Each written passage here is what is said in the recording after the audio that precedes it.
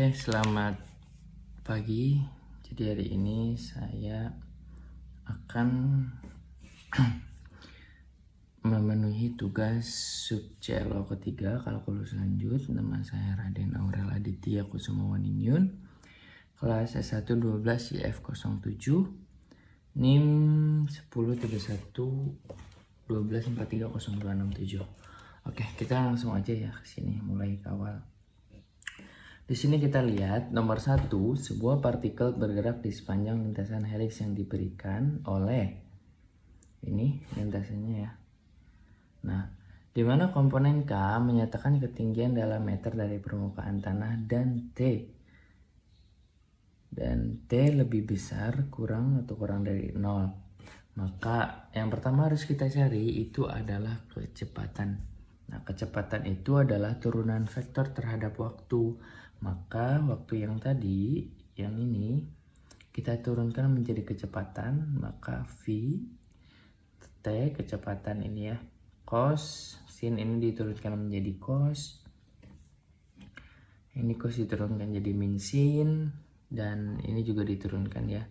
Jadi 2T kurang 3K. Nah, ini soal yang pertama. Apakah partikel pernah bergerak ke bawah? Berikan argumen untuk setiap jawaban yang diberikan. Nah, jawabannya itu partikel pernah bergerak ke bawah. Karena apa? Karena syarat partikel itu pernah ke bawah adalah kurang dari 0.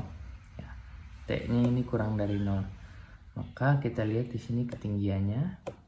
Jadi kita ambil dari yang terakhir yang K, T pangkat 2 kurangnya 3T plus 2. Lalu kita turunkan, setelah diturunkan kita hitung. Nah, karena T kurang 3 lebih kecil daripada 0 saat T lebih kecil daripada 1,5 partikel, maka partikel ini bergerak turun pada interval 0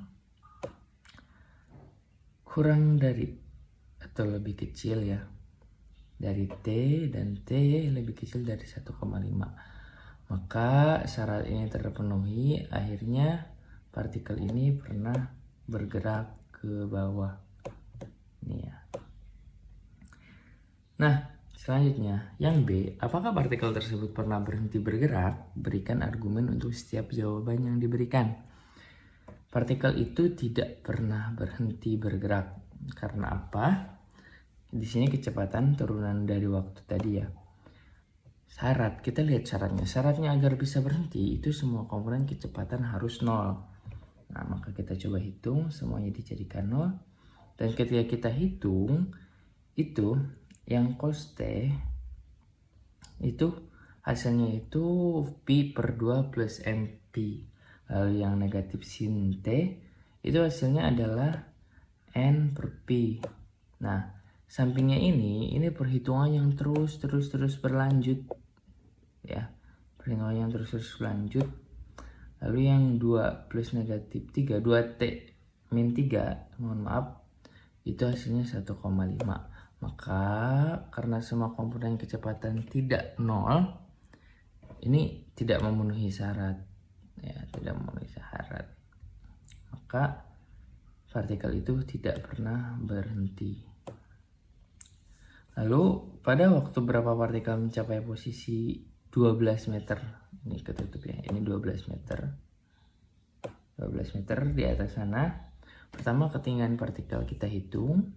T pangkat 2 min 3T plus 2 sama dengan 12. Nah, ini 12-nya kita pindah ruaskan, maka akan menghasilkan min 10. Karena min 12 tambah 2 itu min 10 ya. Maka sama dengan 0, T-nya itu dari hasil ini semua itu 3 plus kurang ya akar pangkat 49 per 2, maka itu akan menghasilkan nilai 5 atau negatif 2. Nah, ini. Nah, karena T itu harus lebih besar atau sama dengan 0, ukuran dari 0, solusi yang tepat adalah kita mengambil salah satu dari sini, itu 5 detik. Nah, maka Pada waktu 5 detik, partikel ini mencapai posisi 12 meter di atas tanah. Lanjut deh, berapa kecepatan partikel saat berada pada ketinggian 12 meter dari tanah? Nah, kecepatan tadi sudah kecepatan itu T-5 ya, itu mengambil dari sini. Ini rumus yang tadi di awal. Maka di sini kita langsung jumlahkan saja V cos 3 pangkat 2 plus sin 5 pangkat 2 plus 7 pangkat 2 itu sama dengan akar pangkat 1 plus 49 atau akar pangkat 50.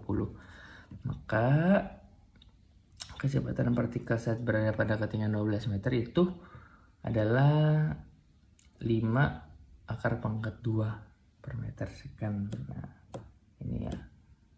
Di sini jawabannya. Nah, lalu yang E, pada ketinggian 12 meter, jika partikel keluar dari lintasan heliks dan bergerak di sepanjang garis singgung dari heliks, tentukan vektor arah dari garis singgungnya.